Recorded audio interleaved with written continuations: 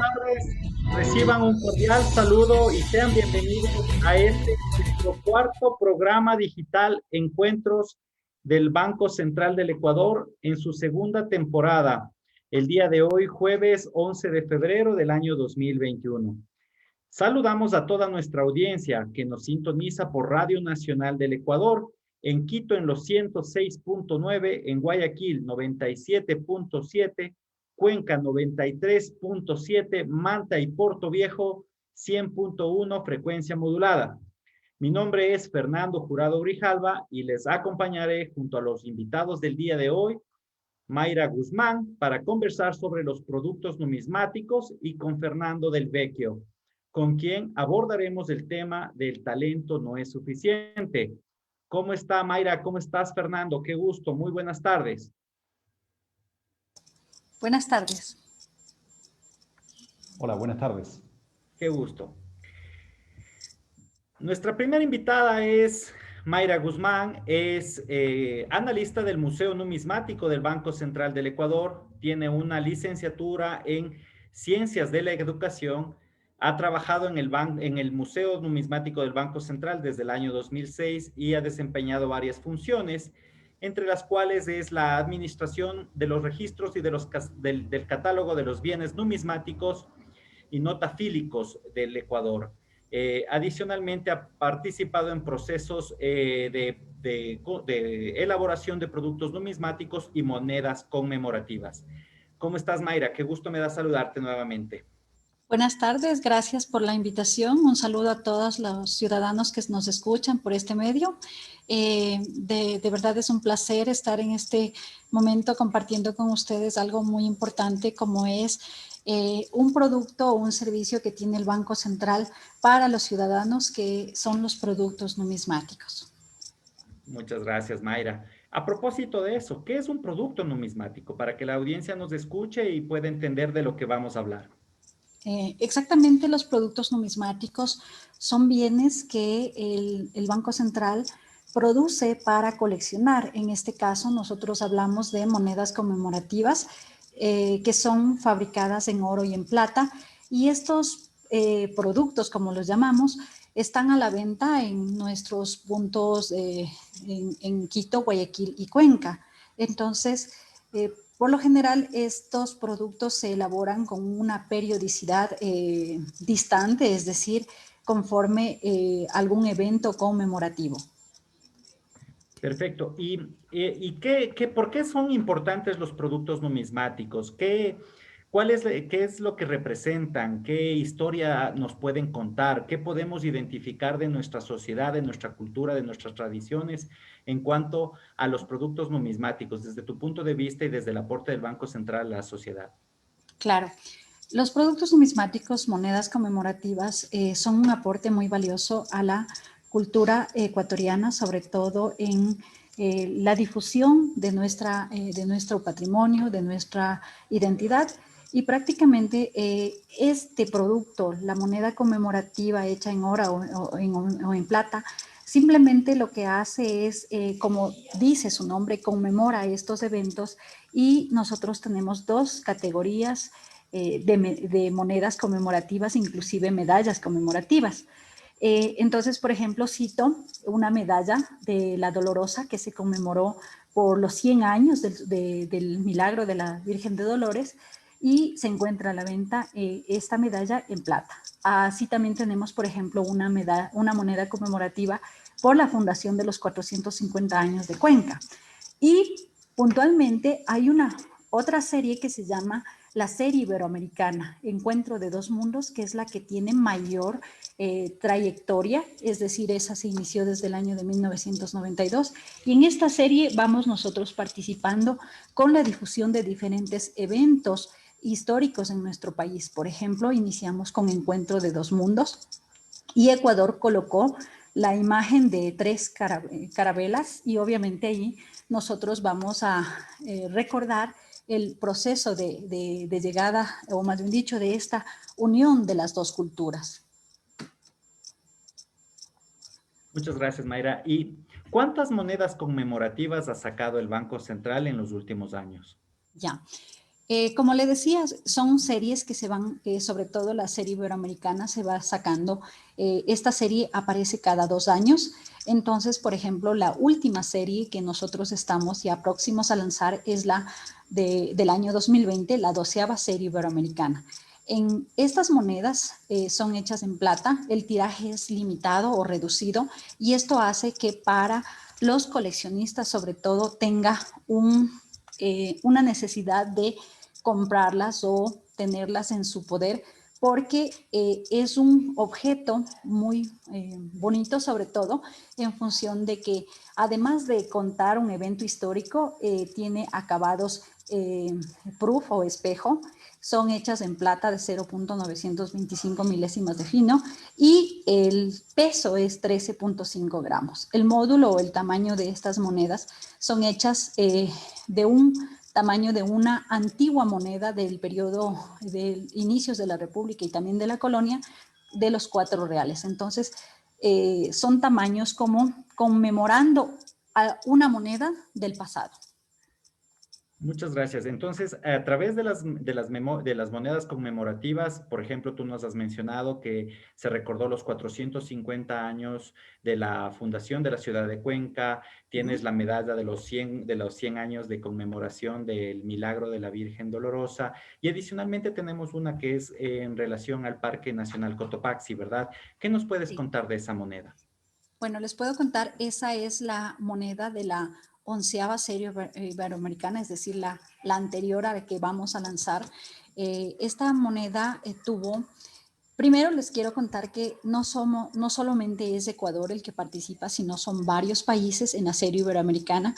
Entonces, cada país, en función del tema que haya establecido la Casa de Moneda de España, decimos nosotros, por ejemplo, nos dan un tema, maravillas naturales. Dentro de ese tema, Ecuador escogió el diseño del Parque Nacional Cotopaxi con la laguna que tiene al pie y obviamente un plus de esta serie, de la 12ª serie, es que, por ejemplo, se hizo la primera, la 11ª serie se hizo impresión o la acuñación a color. Entonces, este diseño dentro de los países participantes obtuvo un premio por el diseño, por el grabado que se propuso y por supuesto en este año todavía no sabemos quién de los países ha sido el ganador con la propuesta que sale para la 12ª serie. Pero la 11ª serie les puedo indicar que es la primera emisión en acuñación a colores y por eso tiene un acabado muy especial esta moneda.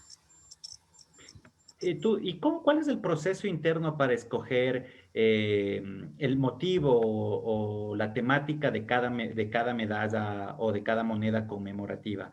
O sea, ¿cuál es el proceso para definir si es que es el Parque Nacional Cotopaxi con la laguna o cuál es el motivo que nos hace a nosotros diseñar una moneda conmemorativa? Ya. Bueno, en el caso de la serie iberoamericana, nosotros nos han dado la temática, por ejemplo, maravillas naturales. En ese contexto, nosotros lo que hacemos, y cada país lo hace, empieza a ubicar o hace una curaduría o una preselección de los puntos más relevantes en función de visualizar, se hace un estudio de imagen, se puede decir, para poder ir viendo cuáles son las maravillas que nosotros hemos tenido. Entonces, de esa preselección se hacen bocetos, varios de ellos, con diferentes propuestas. Estas propuestas van a ser aprobadas al interior de la institución y obviamente una vez que ya se aprueba el diseño, pasa a la aplicación dentro de la moneda. Entonces, es como digo, es un proceso, no es que digo, esta foto está y listo, sino que inclusive hay una composición de la imagen, es decir, puedo usar muchos elementos para poder crear una escena para la moneda. Entonces, este proceso genera como un trabajo interno dentro del personal del museo que hace este tipo de análisis para poder determinar cuál podría ser la mejor propuesta. Muchas gracias. ¿Y por qué es importante que tenga un componente de plata fina? ¿Es eso un estándar internacional, un parámetro de la competencia o de los temas del conjunto de la serie iberoamericana? Bueno, nosotros recordemos que tenemos en nuestra historia, al principio nuestras monedas eran hechas en plata y en oro. Luego ya cambiamos en el proceso.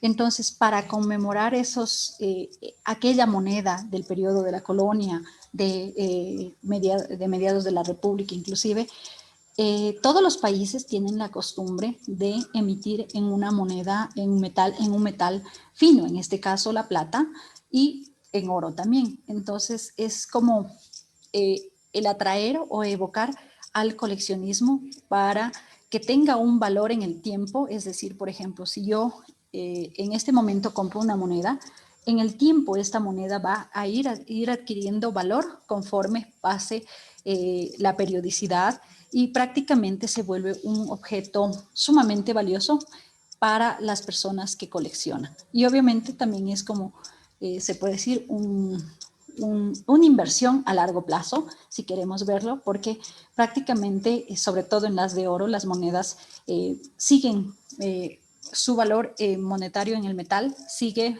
cambiando conforme pasa el tiempo. Entonces ahí podemos ver que muchas personas también compran estas monedas con opción de inversión a futuro.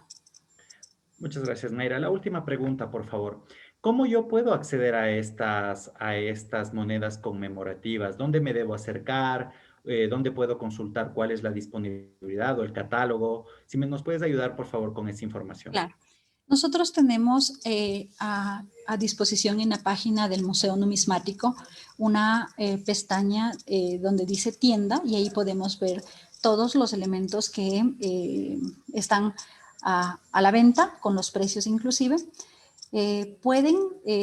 Tenemos este punto de ventas en Guayaquil, en Quito y en Cuenca, con la particularidad que, por ejemplo, en Guayaquil o se acercan o tienen un proceso de ingreso bajo una reserva. Ahora por las medidas de seguridad, de distanciamiento, estamos agendando bajo reserva y esta va a ser la modalidad que estamos atendiendo en los tres puntos de la ciudad de venta. Entonces, lo que sí les pedimos es que a través de las redes sociales del Museo de Inclusive y del Banco Central se agende las citas para poder tener un cupo para ir a los puntos de venta, porque es muy importante considerar estas normas de distanciamiento y el tener un adecuado orden para poder atenderles de la mejor manera.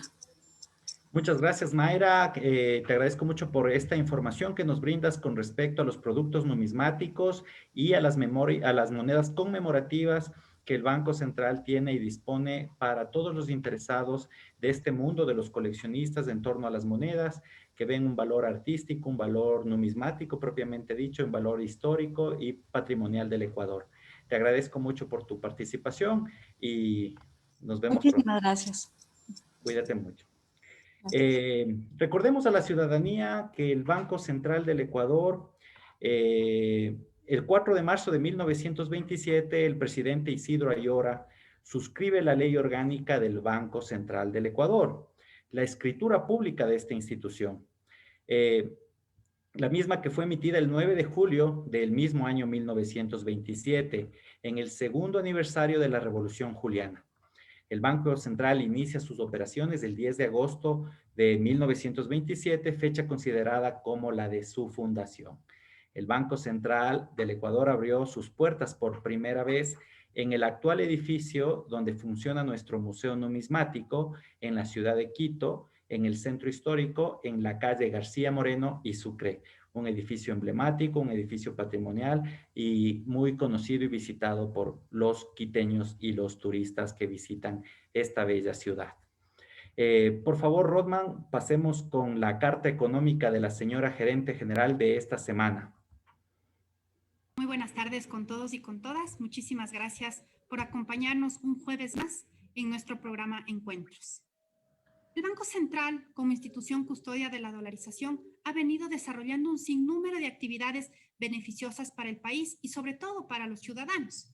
El día de hoy, como he venido contándoles un poco estas últimas semanas, hoy también les quiero contar de los grandes logros que hemos obtenido como institución y fundamentalmente como país en cuanto a la comercialización del oro. El Banco Central tiene opciones comprar el oro a pequeños productores y artesanos a través de una política de precio justo para acumular reservas de oro, que luego de un proceso de refinación se convierten en las reservas internacionales que custodia y administra el Banco Central. ¿Para qué? Para fortalecer y mantener la dolarización en niveles fuertes. Entre junio del 2017 y diciembre del 2020, el Banco Central adquirió un total de 5.155 kilogramos de oro fino, que eso en dólares es aproximadamente 225 millones. Esto definitivamente marca un hito de acercarnos como institución a la ciudadanía, de dar, ¿no es cierto?, un beneficio a la ciudadanía y que, por supuesto, potencia el desarrollo económico en el territorio. Las compras de oro que nosotros realizamos en nuestras oficinas las realizamos en Quito y en Machala. En Machala la abrimos en el año 2018 y todas estas oficinas cumplen con todos los protocolos de seguridad, las mejores prácticas de debida diligencia y promueven la inclusión financiera de todos los actores. Los beneficios que nosotros generamos a través de esta política de compra directa de oro a pequeños productores, comercializadores y artesanos del sector minero básicamente son los siguientes. Fomenta una política de precio justo en el mercado local, se impulsa la transparencia y la formalización del mercado de oro en el país. Todos los pagos que nosotros realizamos se realizan a través de transferencias electrónicas al sector financiero, lo cual definitivamente ayuda también a la inclusión financiera y a la formalización del sector. Y el Banco Central también ha implementado mecanismos enfocados en que los pagos de los agentes se lo hagan en el menor tiempo posible. Esto, lo que les acabo de mencionar, básicamente son algunos de los beneficios a nivel micro de la economía local. Sin embargo, a nivel macroeconómico, la política de comercialización del oro ha servido para tener mayores reservas de oro en el Ecuador y que esto sea una parte fundamental de las reservas internacionales. Es muy interesante ver cómo los pequeños mineros, los mineros artesanales, están contribuyendo en un tema mucho más macro como es el tema de las reservas internacionales. Y esto también demuestra la solvencia del Banco Central del Ecuador interesado en fortalecer la dolarización con políticas de alto impacto en la economía del país. Una cosa que les quiero mencionar también es que en esta administración, en mi administración del Banco Central, hemos tomado decisiones que habían estado paradas por más de 30 años, como es la decisión de refinar el oro. Nosotros refinamos en el año 2019, a finales, en diciembre del 2019, aproximadamente 4,98 toneladas de oro no monetario, que formaron parte luego de nuestras reservas monetarias internacionales. Esto justamente es una muestra más de la importancia que nosotros como institución damos a la sociedad, a la vinculación que tenemos con este grupo y sobre todo a corregir y a trabajar y a proteger la dolarización y la estabilidad económica de nuestro país. Muchísimas gracias por su atención y nos vemos la próxima semana. Muchas gracias, señora gerente. A continuación vamos a dar paso a la cápsula informativa semanal que prepara la Dirección Nacional de Comunicación del Banco Central. Antes les quiero comentar que el Banco Central sigue impulsando la inclusión financiera y para visualizar su avance hemos publicado una información detallada de inclusión financiera con información de edad, ubicación, género, muchas variables que enriquecerán el análisis. Por favor, visita la página web y accede a esta información. Vamos, Rota. Bienvenidos al segmento Noti Encuentros del Banco Central del Ecuador. A continuación, revisaremos las noticias de interés nacional e internacional en el ámbito económico de esta semana. En noticias nacionales, Banco Central del Ecuador presenta datos de acceso al sistema financiero. 75 de cada 100 adultos accedió a productos y servicios financieros hasta septiembre de 2020. La información estadística contribuye al fortalecimiento de la Estrategia Nacional de Inclusión Financiera y al diseño e implementación de políticas públicas. Gobierno anuncia compensación de $200 a servidores públicos por su trabajo en la pandemia. El reconocimiento está dirigido a los trabajadores y funcionarios de las áreas de la salud, educación, Policía Nacional, Fuerzas Armadas y Comisión de Tránsito del Ecuador. En noticias internacionales, Biden suspende acuerdo que permitía deportaciones. El presidente de Estados Unidos, Joe Biden, suspendió el acuerdo de cooperación de asilo firmado por Donald Trump y que permitía la deportación de las personas procedentes de El Salvador, Honduras y Guatemala que buscaron asilo en suelo estadounidense. Macron y Fernández instan a aumentar la producción de vacunas como un bien universal. El presidente de Francia, Emmanuel Macron, y su homólogo argentino, Alberto Fernández, abordaron la situación epidemiológica de ambos países en medio de la pandemia. Además, resaltaron la necesidad de aumentar la producción de vacunas contra el coronavirus y convertirlas en un bien universal. Hasta aquí la información. Espéranos la próxima semana en Noti Encuentros. Adelante, Fernando. Muchas gracias, Paola. Voy con Fernando del Vecchio. Hola nuevamente, Fernando, ¿cómo estás? Hola Fernando, buenas tardes. Voy a presentar a mi invitado. Es doctor en Dirección de Empresas de la Universidad del SEMA en Argentina. Es facilitador, autor, conferencista sobre negocios en la economía naranja. Es empresario, ha dado charlas internacionales, es profesor en programas de maestría en Argentina, México y Ecuador. Es miembro del comité editorial y científico en diversas revistas especializadas y publicaciones. Especialista en dirección, innovación y gestión de empresas de la industria creativa. Es director de la maestría en administración de empresas de la Escuela de Negocios de la Universidad de las Américas, UDLA. ¿Cómo estás, Fernando? ¿Cómo te va? Todo muy bien y muchas gracias por la invitación. Un gusto estar aquí con todos ustedes. Excelente, Fernando. Tú nos vas a contar el día de hoy que el talento no es suficiente. Así es. A ver, en la primera parte de esta charla les voy a contar dos pequeñas historias. La primera refiere al hecho de que nunca hemos jugado al fútbol. Hace algunos años, cuando daba clases en Buenos Aires, tenía un asistente en la materia de comercialización y Tomás, su nombre, todos los sábados iba a jugar al fútbol con sus amigos, fútbol 5, es decir, cancha pequeña. Y un martes de esos cualquiera en los que nosotros dábamos clase, Tomás me dice que ese sábado anterior había pasado algo raro. Le pregunto qué sucedió y me dice que un amigo de ellos, de su grupo, que nunca había ido a jugar al fútbol porque era futbolista profesional y claramente tenía temor de lesionarse, había ido a jugar con ellos porque recientemente se había retirado. Este muchacho había jugado en River Plate, en Boca Juniors, en Independiente, es decir, era un exfutbolista muy importante. Y Tomás me dice, apenas empezó el partido, me di cuenta que él juega a otra cosa. Y yo le dije, bueno, claramente, si es futbolista profesional o exfutbolista, claramente que juega a otra cosa. Me dice, no. Él juega al fútbol y nosotros jugamos a la pelota. Le digo, ¿cómo es eso? Me dice, sí.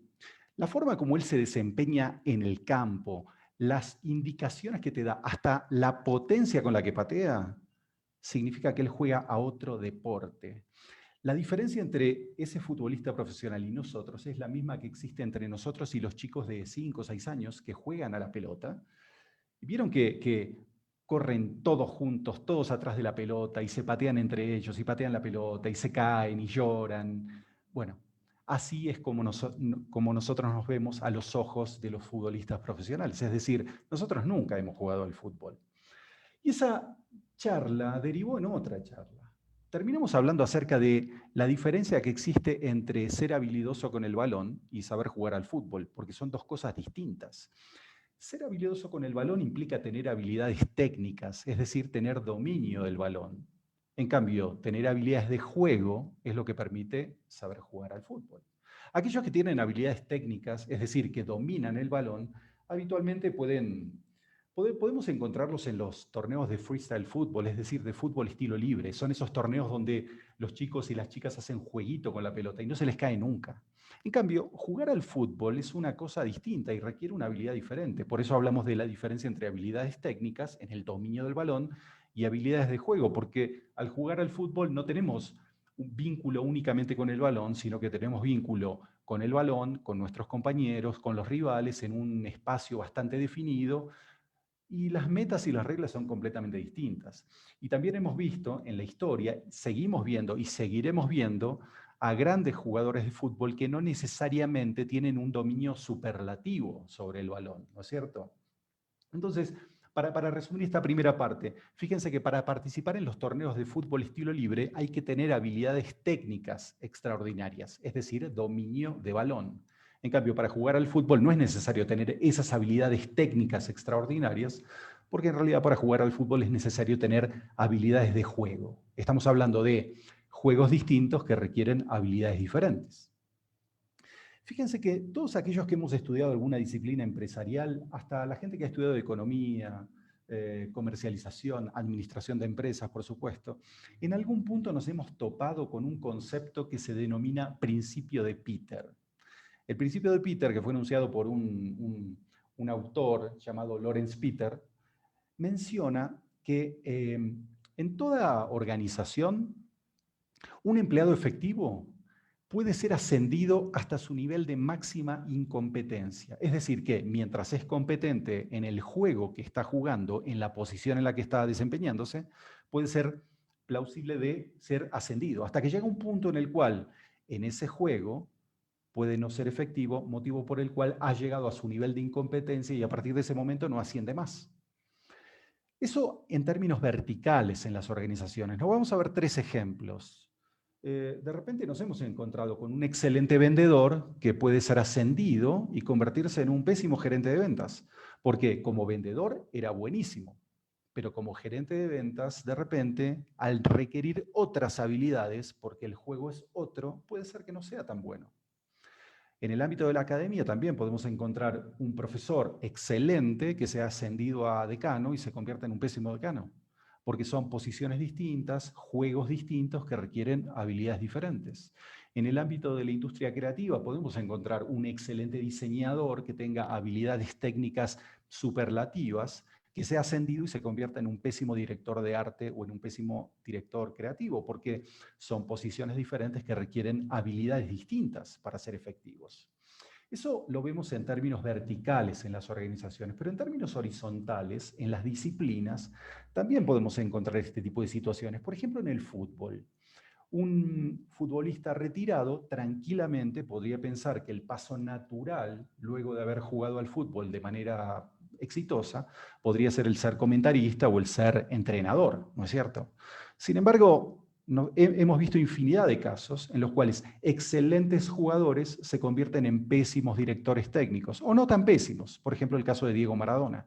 También tenemos el caso de no tan buenos futbolistas que al retirarse se convierten en excelentes directores técnicos, como el caso de José Mourinho.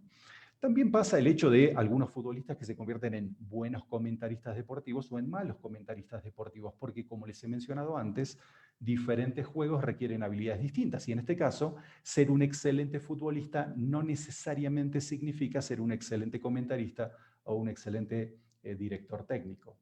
Esto es exactamente lo mismo que sucede cuando un empleado se convierte en emprendedor, por el motivo que fuese. Pero siendo empleado, juega un juego y siendo emprendedor tiene que jugar otro juego que requiere otro tipo de habilidades. Entonces, ese empleado que se convierte en emprendedor cambia de categoría y claramente también cambia de juego. Vamos a la segunda historia, pequeña historia de la tarde, que se titula "Usted es un excelente cortador de pelo". Hace algunos años yo vivía en Buenos Aires, más precisamente en la ciudad de Tigre, un poquito al norte de Buenos Aires, y siempre iba a la misma peluquería, a la peluquería de Mauricio, una peluquería unisex, es decir, atiende a mujeres y a hombres, pero claramente la proporción era 99% mujeres y 1% hombres. Y yo creo que cada vez que aparecía yo, si bien por la longitud de mi cabello y la habilidad de Mauricio podía cortarme en 2 minutos, en realidad me parece que él me mantenía ahí porque quería conversar de otras cosas, de temas quizás de fútbol o de asado, o de caballos, pero no de los temas que todo el tiempo tenía que hablar con sus clientas. En alguna de esas oportunidades me contó cómo había iniciado su peluquería. Él me dijo que, así como hay chicos que quieren ser economistas, otros que quieren ser diseñadores, otros que quieren ser cineastas, él quería tener su peluquería. Entonces abrió su peluquería, contrató un grupo de asistentes, porque él no tenía habilidad técnica, no dominaba la habilidad para ser peluquero, Abrió la peluquería y rápidamente aprendió por la motivación, por sus inquietudes, pero aparte le fue súper bien. Es decir, en poco tiempo tenía muchísima clientela. En ese momento decidió hacer un curso para perfeccionar sus habilidades técnicas. Se inscribió en una academia, fue el primer día con todas sus herramientas. Ese día le sentaron a una víctima para que él le cortara el cabello. Las víctimas son las señoras que van a las escuelas de peluqueros para cortarse el cabello gratuitamente. Y rápidamente Mauricio desarrolló toda su arte, su magia, su simpatía, y la señora se fue muy contenta, con una sonrisa que le daba 2 vueltas la cara. Pero la dueña de la academia, que lo estaba mirando con mucha atención, se le acercó después de que él le había cortado el pelo a la señora y le dijo: Mauricio, ¿sabe? Usted es un excelente cortador de pelo. Y Mauricio ahí me dijo que se había sentido medio ofendido por el comentario de la mujer. Pero esta señora continuó, le dice: mire, usted es un excelente cortador de pelo y acá lo vamos a convertir en un excelente estilista, en un excelente coiffeur. Y ahí Mauricio me dijo que se había dado cuenta en ese momento que en su disciplina existen categorías. Él en un momento pensó que todos eran peluqueros con mayor o menor habilidad, pero en realidad en ese momento se dio cuenta que él estaba en la categoría cortador de pelo y quizás estaba al tope de la categoría por su increíble habilidad, pero arriba de su categoría había otra categoría, que era la de coiffeur. Y para esa categoría él estaba al fondo de la misma. Quizás abajo de cortador de pelo están los, no sé, asesinos de cabezas, que son esos que de repente una señora o un señor van a la peluquería y salen llorando, ¿no es cierto? Porque por la poca habilidad de esos peluqueros. Pero entonces hay categorías en todas las disciplinas y esto a veces es explícito y otras veces no lo es. Por eso estamos hablando de que cuando, como veníamos conversando antes, ¿no? Cuando un empleado se convierte en emprendedor, cambia de categoría y cambia de juego, aunque él no lo reconozca o no sepa verlo, pero entra en una categoría diferente. Y en ese nuevo juego, al ser emprendedor, tiene que hacerse una pregunta que es clave. Más allá de cuáles son las habilidades que tengo que desempeñar o desarrollar para poder ser efectivo y de repente ganar dinero siendo exitoso, en ese nuevo juego tiene que preguntarse algo mucho más básico, en ese juego o en otro. Y la pregunta básica es: ¿qué significa jugar bien? Porque no es una pregunta cuya respuesta sea fácil, porque de repente en el fútbol, si alguien le pregunta a cualquier persona qué significa jugar bien, podrían decirte: bueno, jugar bien implica ganar, pero eso no es necesariamente cierto, porque hemos visto y seguiremos viendo equipos que de repente juegan mal y por algún error, algún motivo terminan ganando el partido, o algunos equipos que juegan muy bien, pero de repente por algún error terminan perdiendo el partido. Entonces, jugar bien significa otra cosa. Hay otras personas que dicen: bueno, jugar bien implica tener habilidades técnicas, pero eso tampoco es cierto, porque hemos visto antes que quienes dominan el balón, que tienen habilidades técnicas, no necesariamente saben jugar bien al fútbol porque no tienen habilidades de juego. Entonces, para responder esta pregunta vamos a ir a otro ámbito y vamos a hablar acerca de Julio Velasco, que es un entrenador de voleibol que fue el mentor de Pep Guardiola, un excelente entrenador de fútbol. Julio Velasco, que es entrenador de vóley argentino, que dirigió la selección italiana de vóley durante muchos años y fue campeón del mundo con esa selección, en muchas de sus conferencias explica que jugar bien es una secuencia en 3 pasos. Esos 3 pasos son: primero, interpretar la situación de juego; segundo, elaborar una respuesta para esa situación en particular; y tercer paso, responder técnicamente. En otros ámbitos a esto le llamamos de otra manera. Esta secuencia tiene otro título. Por ejemplo, en lugar de interpretar la situación de juego, hablamos de diagnosticar con precisión o entender cuál es el problema que tenemos que resolver. El segundo paso sería tomar una decisión de calidad y el tercer paso sería implementar esa decisión de manera efectiva. Entonces, ya sea que hablemos de interpretar, elaborar y responder, o que hablemos de diagnosticar, tomar una decisión e implementarla, claramente estamos hablando de lo mismo. Vamos a un ejemplo. El año 2019, semifinal de la Champions League, jugaba el Barcelona y el Liverpool en cancha del primero, en el estadio, en el Camp Nou. Para el minuto 80, el Barcelona iba ganando 2-0 y tiene un tiro libre a su favor afuera del área del arco del Liverpool.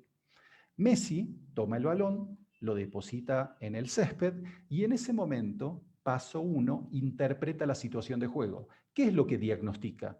Evidentemente debe evaluar la distancia del balón al arco, la distancia a la que se encuentra la barrera, cuántos jugadores hay en la barrera, dónde se encuentran sus compañeros, dónde se encuentran sus rivales, dónde se ubica el arquero, es decir, diagnostica la situación de juego sobre la cual va a tener que intervenir.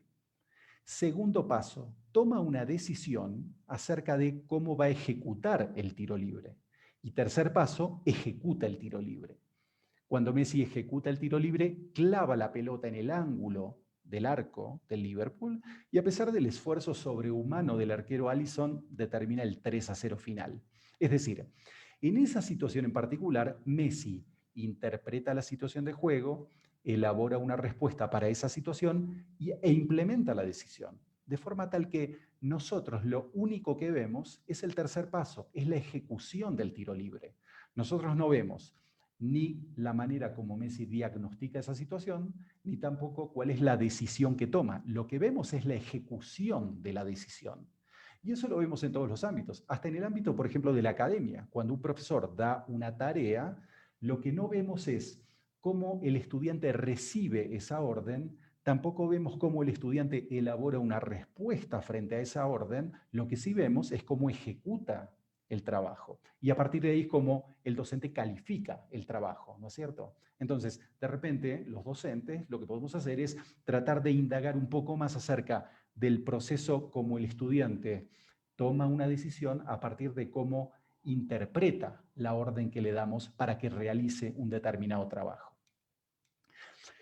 Todos sabemos que la realidad no se nos presenta como nosotros queremos. La realidad se presenta como se presenta, ¿no es cierto? Y habitualmente lo que encontramos es una brecha entre lo que queremos que suceda y lo que sucede. Esa brecha representa un problema. Todo profesional está capacitado para, en esta secuencia de jugar bien, interpretar, elaborar y responder. Entonces, todo profesional lo que hace, en lugar de quejarse o protestar por la situación que se le presenta, lo que hace es resolver. Entonces, todo profesional toma la secuencia para poder jugar correctamente y resuelve esa situación. Y Julio Velasco, ese entrenador de vóley del que les comenté hace un ratito, menciona esta situación, esta secuencia del jugar bien y el tema de resolver de la siguiente manera. Un jugador de vóley, un atacante, un pegador, recibe la pelota de repente alta y cerca de la red, ¿no es cierto? Ese jugador interpreta la situación de juego como pelota alta y cerca de la red. Entonces, elabora una respuesta para esa situación, es decir, decide cómo va a rematar y luego remata, es decir, corre, salta y pega. Remata con la intención de marcar el punto.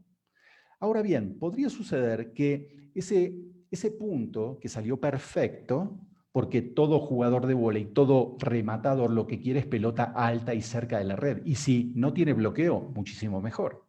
Ahora, podría suceder que la siguiente pelota, por algún motivo, no venga perfecta, es decir, alta y cerca de la red.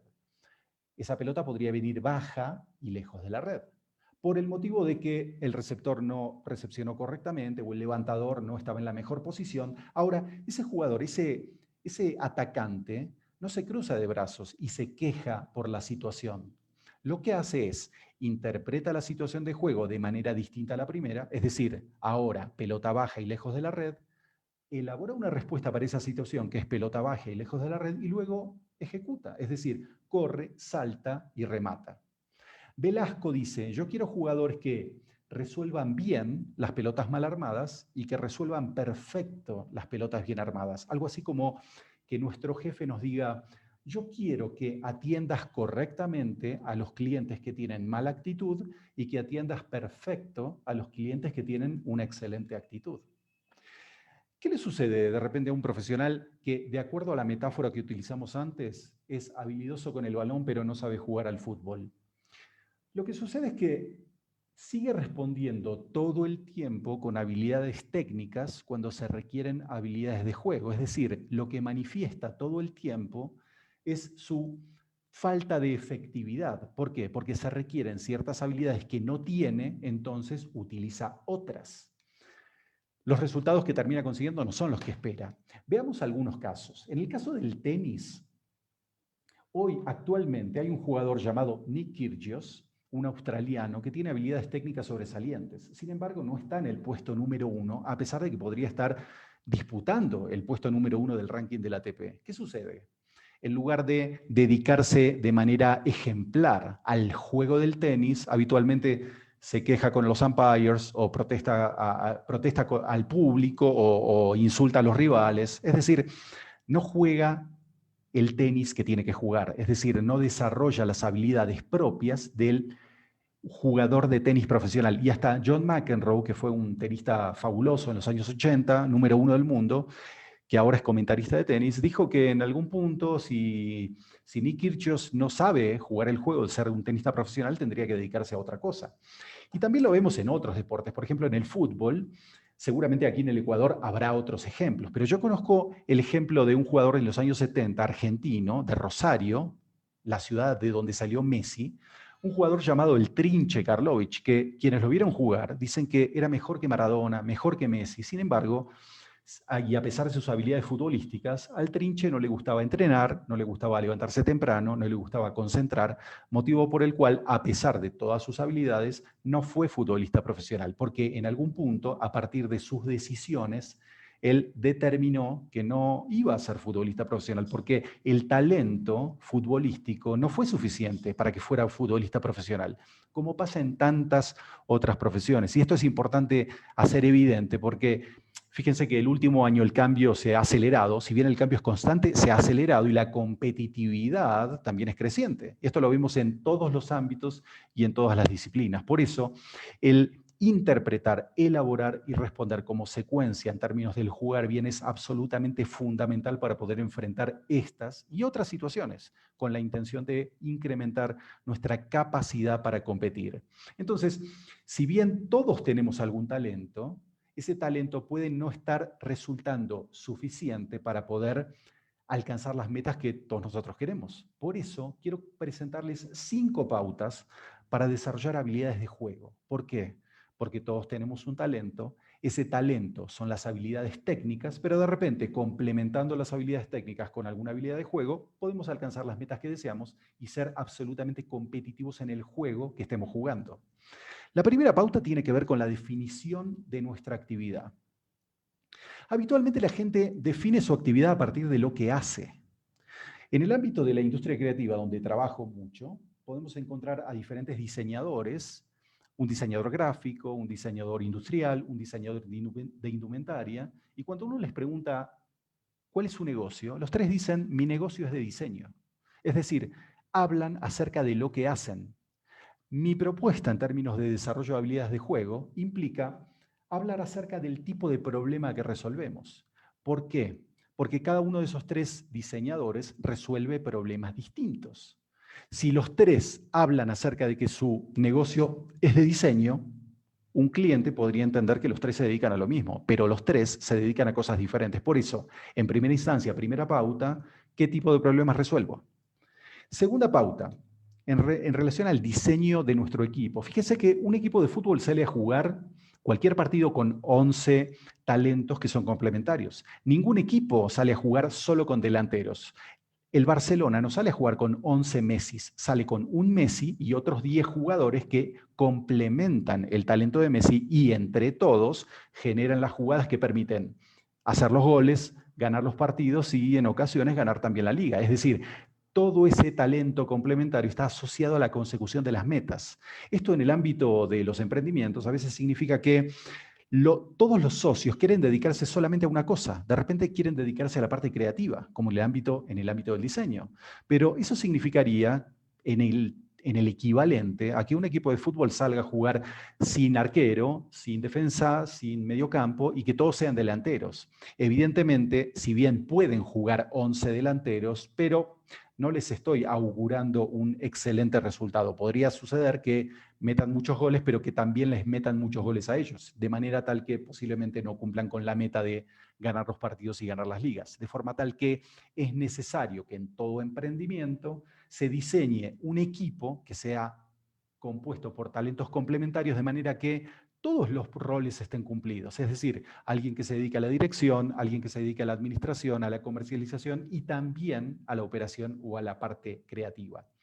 La tercera pauta tiene que ver con la determinación de las metas, ¿sí? Las metas son esos resultados que habremos de conseguir en el futuro, y esto es importante porque si nos orientamos a definir metas, entonces vamos a saber cuál es el resultado que estamos esperando, resultado por el cual vamos a trabajar. No es que estamos trabajando y de repente, bueno, conseguimos el resultado que conseguimos. Si hoy estamos de repente facturando $100 al día y queremos facturar 200, algo diferente vamos a tener que hacer, vamos a tener que cambiar algún hábito, alguna conducta, de manera tal que la meta de 200 nos va a llevar a un trabajo, a un hábito, a una conducta un poco distinta. Por eso es tan importante la determinación de las metas. La cuarta pauta, en relación a la primera, que tenía que ver con el hablar acerca del tipo de problema que resolvemos, es comunicar soluciones. Fíjense que todo emprendedor sabe lo que vende, pero no todo emprendedor sabe cuál es la solución que le aporta su producto o su servicio a un cliente. Entonces, indaguemos en nuestro mercado, con nuestros clientes, acerca del tipo de solución que estamos proveyendo, porque muchas veces nosotros como emprendedores no sabemos cuál es la solución que nuestros clientes buscan en nuestros productos y servicios. Entonces, comunicar soluciones. Si hablamos acerca del tipo de problema que resolvemos y de las soluciones que proveemos, entonces entramos en frecuencia de comunicación de nuestros clientes porque ellos entienden. Ellos entienden que tienen un problema y ellos entienden que quieren una solución. Si nosotros hablamos de eso, entramos en comunión de comunicación con ellos. Y la quinta pauta, a pesar de que puede ser repetitiva, es importante porque tenemos que cumplir con las promesas. No siempre los emprendedores cumplen con lo que prometen y eso genera referencias negativas y eso en definitiva genera un decrecimiento en el crédito que nuestros clientes nos dan. Por eso es tan importante cumplir con la promesa independientemente de lo que hayamos prometido. Entonces, todo el tiempo estamos hablando acerca del jugar bien con el talento que tenemos y con las habilidades de juego cuyas pautas les presento. Y ese jugar bien, ¿qué significa? Interpretar, elaborar, responder. O, si les gusta más, diagnosticar con precisión, es decir, identificar correctamente el problema, tomar una buena decisión e implementarla de manera eficiente. ¿Por qué 5 pautas? ¿Por qué no 28 o 43? Bueno, podría contarles 25 o 48 pautas. El tema es que si te doy 50 pautas o 124 pautas, podrías darte cuenta que tenés que cambiar un montón de cosas. Y algunas personas, si tienen que cambiar muchas cosas, no terminan cambiando ninguna. Por eso, la comunicación en este caso apunta a que enfoques tu esfuerzo únicamente en jugar bien y perfeccionar el juego. ¿Y de qué estamos hablando? De interpretar, elaborar y responder. Es decir, diagnosticar mejor, tomar mejores decisiones e implementarlas mejor. Todo esto lo vamos a seguir fundando en cómo nos formamos, si estudiamos, si entrenamos y si trabajamos. Y de esa manera nos convertimos en una persona de alto desempeño y en un profesional de alto desempeño. Vamos a resumir todo esto. Les he dicho que ser habilidoso con el balón no te convierte necesariamente en jugador de fútbol. Así como ser talentoso en una disciplina no te convierte necesariamente en un buen profesional de la disciplina, porque una cosa es ser habilidoso con el balón y otra muy distinta, saber jugar al fútbol. Estamos hablando de diferentes tipos de habilidades. En un caso, habilidades técnicas y en otro caso, habilidades de juego.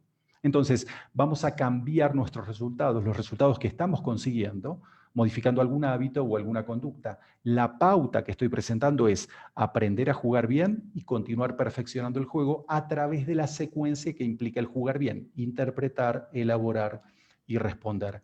Tengamos en cuenta que el enfoque siempre se encuentra en el proceso, pero la vida no premia intenciones, sino que premia resultados. Por eso, a pesar de que nos enfoquemos en lo que estamos haciendo, en el proceso, son importantes los resultados. La vida no premia intenciones, sino resultados. Y eso significa que a pesar de que podamos estar jugando correctamente, lo importante finalmente termina siendo hacer los goles, ganar los partidos y eventualmente también ganar los campeonatos. Muchas gracias, Fernando. Excelente, excelente. Muchas gracias, Fernando, por compartirnos. quiero hacerte unas preguntas, quizás un poco relacionadas a lo que nos has contado, pero desde tu experiencia y testimonio personal. Absolutamente. ¿En qué te inspiraste? A ver, el principio de Peter del que he hablado, para mí es fundamental porque, a mí me ha pasado. Yo he sido un buen estudiante en la universidad, en el posgrado, en el doctorado, pero eso no garantizaba el hecho de que fuera un excelente profesional. Yo quería trabajar en consultoría y me di cuenta que por mi increíble timidez en ese momento, era improbable que, a pesar de haber sido un excelente estudiante, fuese un excelente profesional consultor. Entonces, me planteé la posibilidad de dar clase para perfeccionar mis habilidades de comunicación, porque no las tenía. Y no quería dar clase porque era increíblemente tímido y la primera vez que di clase me temblaba todo el cuerpo, inclusive el cabello. Pero asumí el hecho de dar clase como una manera de desarrollar otro tipo de habilidades. Es decir, yo tenía habilidades técnicas, pero no tenía las habilidades de juego que me permitieran convertirme en un muy buen profesional como pretendía. Entonces, en ese momento me di cuenta que tenía que complementar mi talento quizás natural con otras habilidades. Y cuando desarrollé esas otras habilidades, pude ser efectivo en ese nuevo ámbito. ¿Sí? No estoy diciendo que sea un excelente docente, puede ser que sea un docente pésimo, pero en definitiva lo que he logrado es desarrollar algunas habilidades de comunicación para tratar de ser efectivo en ese nuevo juego. Entonces, experiencia absolutamente profesional y personal. Esto, llevado a la práctica en otros ámbitos, con otros profesionales, también se presenta, porque habiendo sido consultor y asesor de muchísimos emprendedores y muchísimos profesionales del ámbito creativo, los creativos habitualmente consideran que el único factor crítico de éxito es su talento. Y cuando salen al mercado se dan cuenta que carecen de otras habilidades, las habilidades de juego, para poder de repente comunicar con efectividad su propuesta y lograr que un cliente compre su producto o servicio. Entonces, esta situación está presente en todos lados todo el tiempo.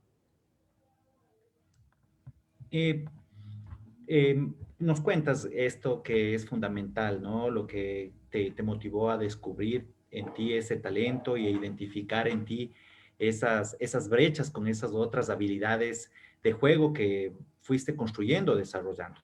No obstante, tú en tu proceso de formación, ¿viste mucho de ti en otros o trataste de ver a otros para llenarte a ti? La verdad que, claro, uno siempre pone atención al desarrollo de otros, ¿sí?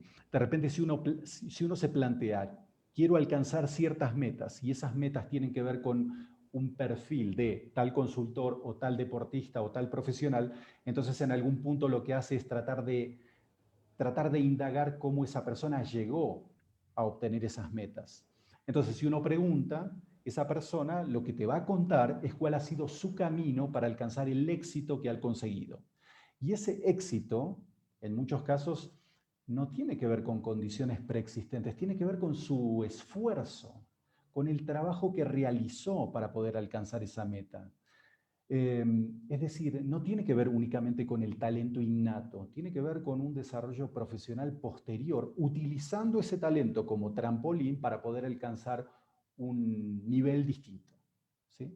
Entonces, claramente yo me he visto en otros y me he planteado de qué manera conseguir un resultado distinto. Y te podría decir que no siempre estoy viendo consultores o profesionales en mi ámbito. De repente veo, porque he escrito también sobre esto, desarrollo profesional y éxito profesional en otros ámbitos, como por ejemplo el humorista Louis C.K., que se inspiró para trabajar distinto en otro humorista llamado George Carlin. Es decir, hay ejemplos por doquier.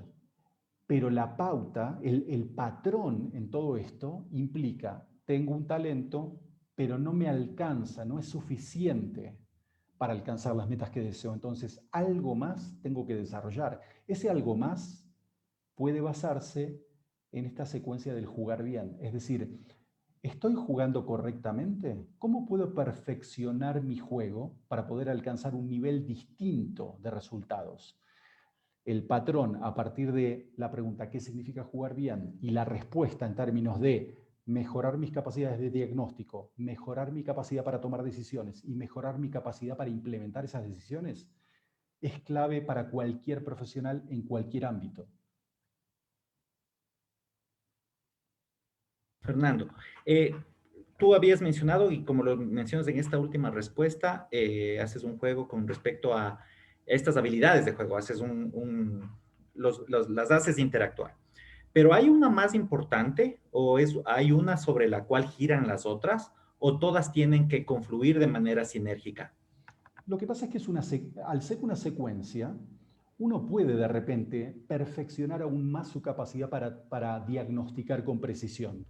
Y puede ser que uno no tenga la habilidad para implementar correctamente las decisiones que se tomen a partir de haber identificado el problema con claridad. ¿Por qué? Porque en muchos casos uno no tiene el poder o no tiene la autoridad en una organización, ¿no es cierto? Y solo tiene influencia. Entonces, uno puede perfeccionar su capacidad para diagnosticar mejor, puede perfeccionar su capacidad para tomar mejores decisiones, pero no necesariamente tiene el poder, la autoridad y la influencia para implementar esas decisiones. Entonces, tiene que desarrollar su capacidad para poder negociar mejor con aquellas personas que sí tienen poder y autoridad para poder implementar las decisiones. Entonces, es un juego que nunca termina, porque siempre podemos perfeccionar nuestras habilidades en esta secuencia del jugar bien para alcanzar nuevos resultados.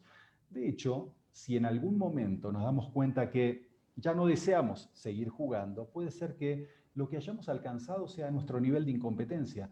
Eso no significa que seamos malos profesionales, significa que el juego en el que estamos jugando nos va a resultar un poco difícil superarlo.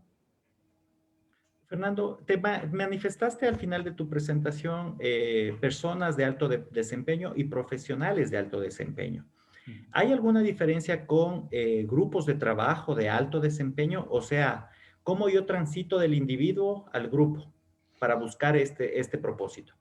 En principio lo que tenemos son grupos de trabajo, pero esos grupos de trabajo no necesariamente son equipos de trabajo. Puede ser que haya grupos de trabajo compuestos por personas, algunas de alto desempeño y otras de bajo desempeño. Un equipo de alto desempeño en realidad está conformado por personas de alto desempeño. Y fíjate lo siguiente, es importante que sea primero una persona de alto desempeño con hábitos que lleven a convertirlo en un profesional de alto desempeño, porque de repente puede ser que un profesional de bajo desempeño lo convirtamos en un profesional de alto desempeño, pero no necesariamente una mala persona la convertimos en una buena persona. Por eso primero, en términos de formación, apunto a las personas de alto desempeño para luego transformarlas en profesionales de alto desempeño. La última pregunta, Fernando. ¿Te consideras un inspirador, un mentalizador o un coach? ¿Dónde está tu autodefinición? Me considero un formador. De hecho, en mi rol como director del MBA de la UDLA, apunto principalmente a que el valor marca del programa se incremente a partir de la percepción del mercado sobre nuestros graduados. Entonces, en esa dirección trabajo. Por eso trabajo mucho en la formación de personas de alto desempeño, porque el profesional se puede transformar en alto desempeño a partir de una mayor cantidad de cursos, de desarrollo de habilidades, pero lo que intento como formador, de repente podría ser el inspirar a otros, ¿no es cierto? Pero me gusta la idea de ser un formador. Y si puedo inspirar, mejor, ¿no es cierto? Excelente. Muchas gracias, Fernando. Te agradezco por todo el tiempo, todo el valor, toda la experiencia que nos has compartido. Reconozco eso en ti y en Mayra por habernos compartido su conocimiento y por habernos planteado estos temas tan interesantes, tan de actualidad y que pueden ser muy bien acogidos en cada uno de nuestros momentos, de nuestro desarrollo personal y profesional, como tú lo mencionas. Te agradezco infinitamente. Agradezco a todos quienes hacen posible este programa, a las autoridades del Banco Central. Recuerden utilizar siempre mascarilla, mantener la sana distancia, lavarte de manera frecuente las manos y evitar las aglomeraciones, que al COVID lo vencemos con mucha disciplina de todos nosotros. Para la próxima semana, el jueves 17 de febrero, vamos a recibir a Elio Zambrano, con quien vamos a conversar sobre el posicionamiento digital de negocios, y con Alejandro Freire, que nos va a hablar sobre los indicadores de inclusión financiera. Nos vemos la próxima semana. Muchas gracias, Fernando. Un gusto con todos. Buenas tardes. Muchas gracias.